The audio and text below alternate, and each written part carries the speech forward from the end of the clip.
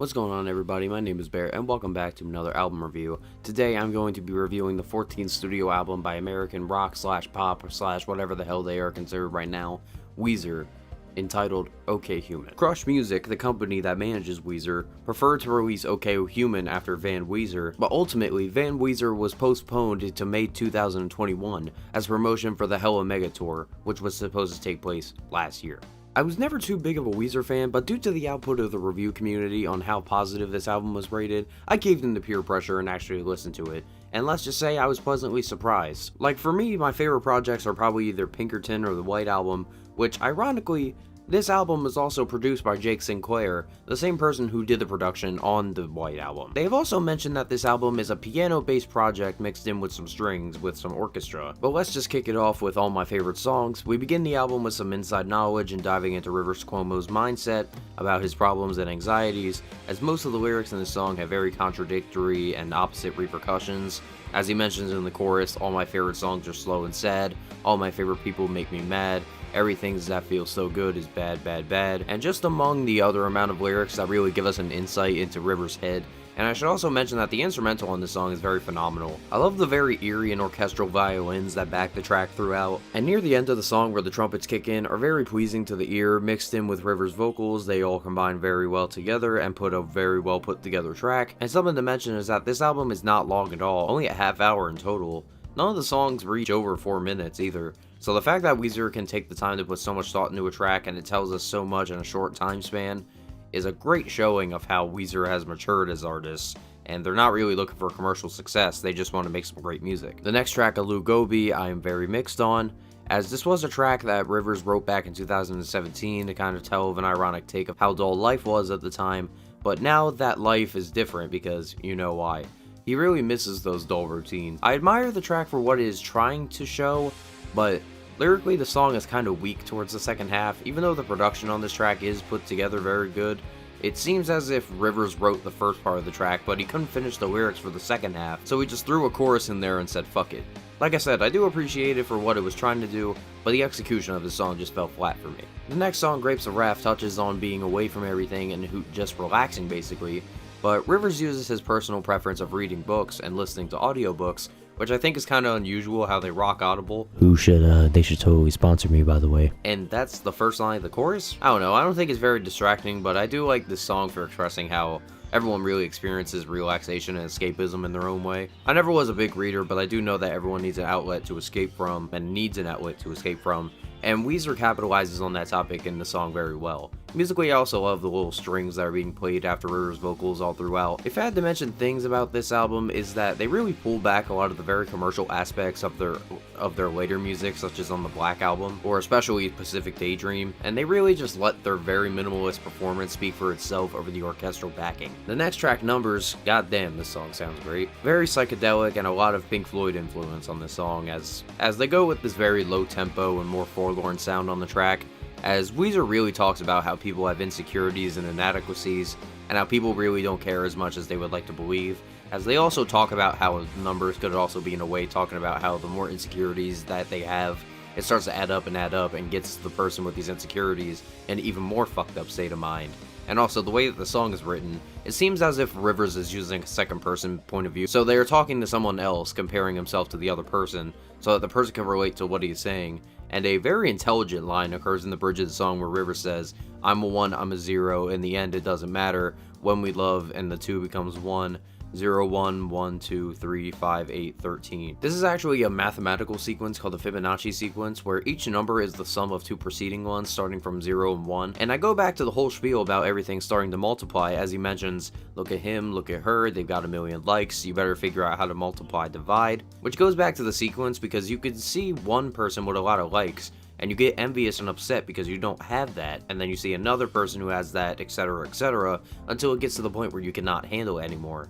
It's actually such a very intelligent line, bringing it all back to the numbers and still using the metaphors and figurative language and still sticking to the subject of insecurity on top of it. And the next song actually goes back to the subject of escapism with Playing My Piano, as River also expresses his love of playing the piano, as the song title describes, and how it really brings him away from his own personal responsibilities. And goddamn, does this song have such a throwback sound. You'll see all throughout this album, there's a lot of throwbacks to 60s and 70s type track. Elton John, The Beatles, Pink Floyd, Led Zeppelin. And even if you want to give it a little bit more of a throwback, think of lounge music from the Rat Pack back in the 30s or 40s.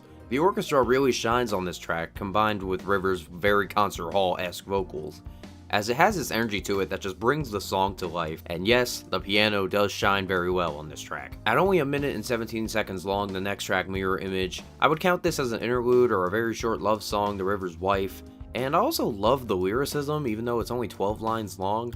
She is my mirror image, showing me who I am until the day that we shatter. I can tell that there's just so much growth in lyricism from Weezer on this album especially, and it just continues to get better as the album progresses. Screens is a little bit of a pet peeve of mine, as I never really enjoyed people talking about how obsessed people are with technology and how it's bad. I think this song does do it a little bit better, considering that the fact the album is named after Radiohead's OK Computer, which was also an anti-technology album, so at least they're not just making a boomer statement about technology like Green Day on Father of All. Rivers also talks about how it also causes self-destructive behaviors, which is a subject many bring up. He also mentions it towards the end about how all he is doing is staring at a screen to see his family, which is another big reason as to why he is upset about technology, which is understandable. I guess in my own personal taste, I didn't mind it.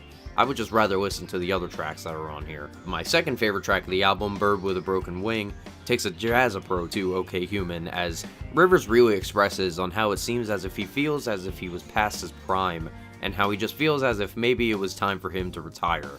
I also love the metaphor of the bird with the broken wing, comparing himself as musician of a band who's been around for nearly 27 years, making album after album. It has to start wearing you down at some point. And just like a bird with a broken wing, you continue to or try to keep flying, but it's like your career is on your last leg. It's brilliant poetry from Rivers and just shows the wisdom that he's acquired over the nearly 3 decades that he's been doing music. And I just feel as if there's such a level of maturity on this album, as I mentioned before. Just so much thought went into the song.